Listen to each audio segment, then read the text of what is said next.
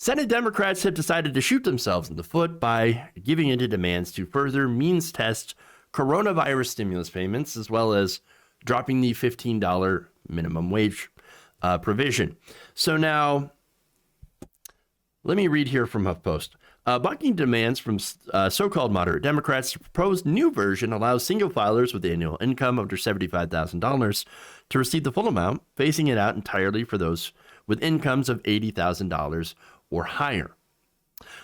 So joint filers with annual incomes of less than $150,000 would each receive the full amount, but those above $160,000 would get no check.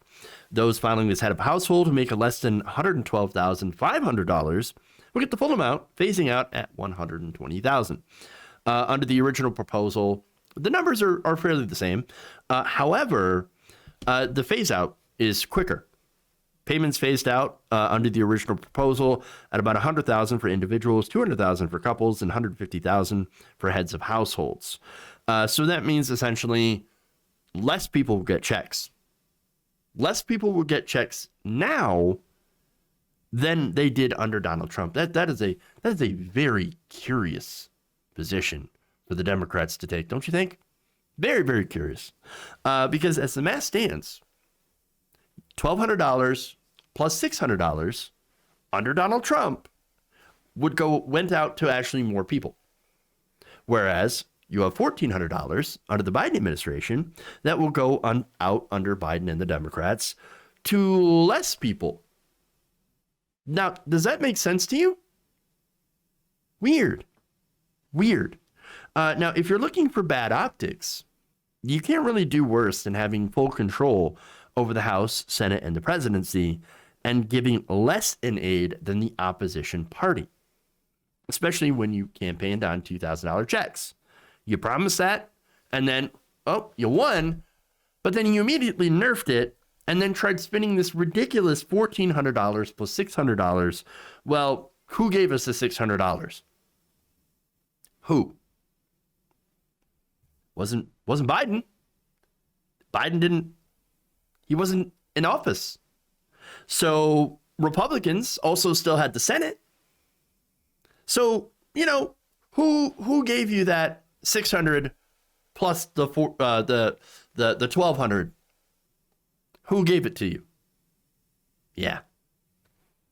So now this doesn't mean that Republicans are good. Republicans are awful. But we expect Democrats to be better than Republicans. And for some reason, they seem to not be. Again, Republicans, bad. Democrats, not doing a good job. All right. So this is not good. What they're doing is that the Democrats are right now stealing defeat from the jaws of victory. There's no reason they couldn't keep the original bill as it was, because it was better and actually fulfilling the $2,000 stimulus checks. But Biden and Senate leadership refused to rein in Joe Manchin. And that's the big problem. All right, that's the big problem. Joe Manchin got almost everything that he wanted from this, which ended up being less for the American people, which ended up being less for West Virginians. Again, that's what this does. It speeds the cutoff so effectively less people get the $1,400 checks, which again, they're basing off 2019 income when a lot of people lost their jobs in 2020. And so as a result, there's a lot of rank and file Democrats that were really not happy about this. Senator Maria Cantwell from Washington said this, quote, "People desperately need resources, and we need to get these checks out the door. I think the package as it was originally crafted is good to go." Now, the change is different from the House version. House Democrats passed the $1,400 stimulus checks with the $15 minimum wage inside of it. It went to the Senate, and the Senate parliamentarians said, no, we're not gonna do that. So now, the fact that they have changed the eligibility to appease Joe Manchin means that they've got to send this back to the House it's got to be amended and voted on again, which means, of course, it's going to take even longer to get money into the hands of the American people. And so that's a problem. All right. And so it's a violation of a campaign promise, of actually a couple of campaign promises.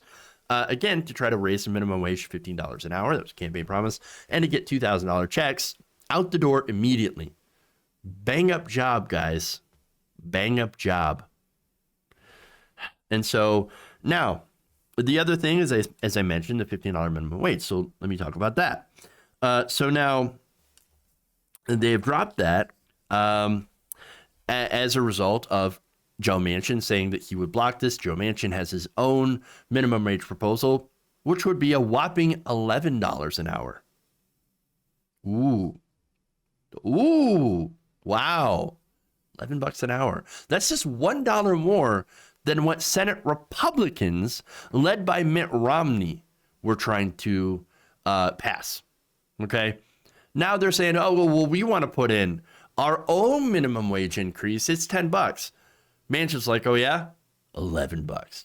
No, you don't understand. $15 was the compromise.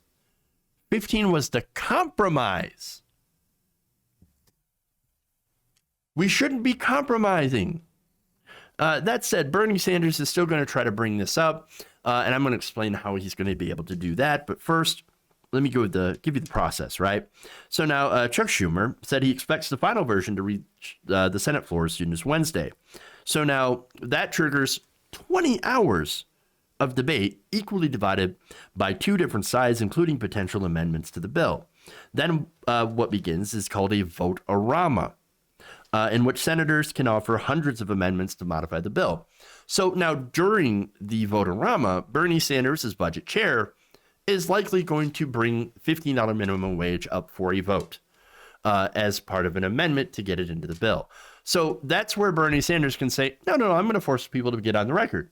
If you're going to shoot down the amendment for $15 minimum wage, then you're going to be on the record as opposing an incredibly popular piece of legislation. Do it at your own peril, but we're going to continue to bring it up. And so that's what Bernie Sanders is going to do.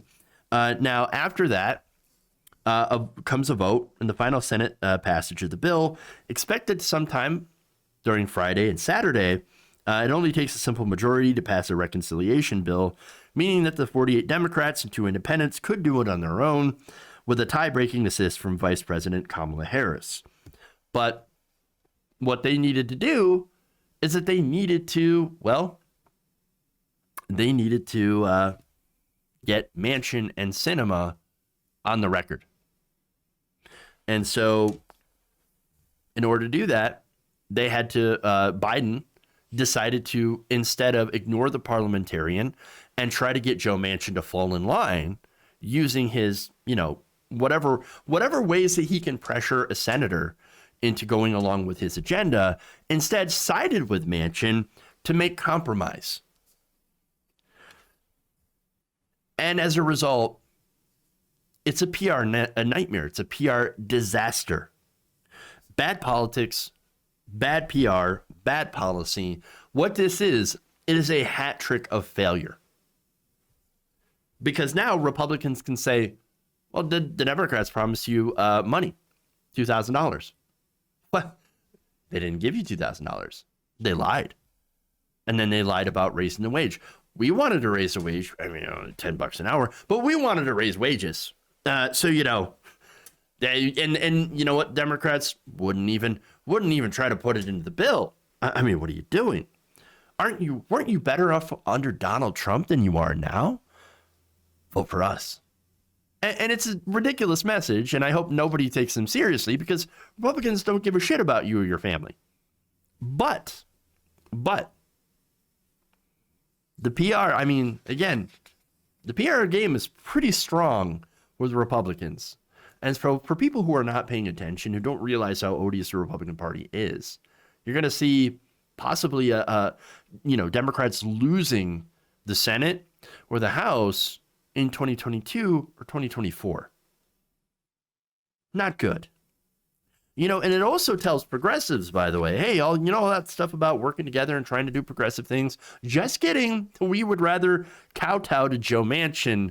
We chose him over you because, well, we were always going to choose Joe Manchin because we care about more about the so-called centrist Democrats and what they think than the progressives. I guess nobody should be surprised at what's going on here. The Democrats are once again pulling defeat from the jaws of victory. They do it every time they get into power. And we always end up paying the price when Republicans win and begin rolling back progress. If you enjoyed this video, please give us a like and share with your friends. You can subscribe and help out the channel by becoming a patron. It's patreon.com/Jeff Waldorf, or you can become a channel member as well by hitting the join button below.